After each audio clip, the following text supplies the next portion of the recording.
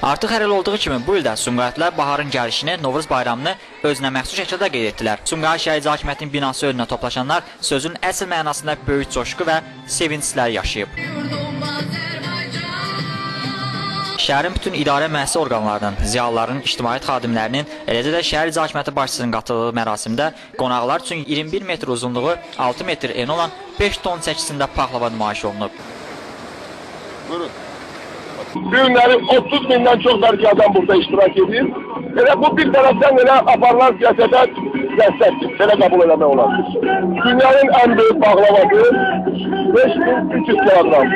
Dünyanın da ən böyük samavarı 700 litr əhədə eləyən samavar. Tədbirin digər öz xüsusiyyəti ondan ibarətdir ki, gördüyünüz kimi 700 litr tutumu olan samavarın nümayiş olunmasıdır.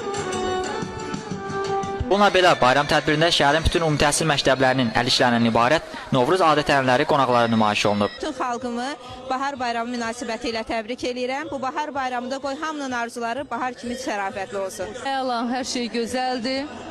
Çox sağ olsunlar, belə tədbir təşkil ediblər.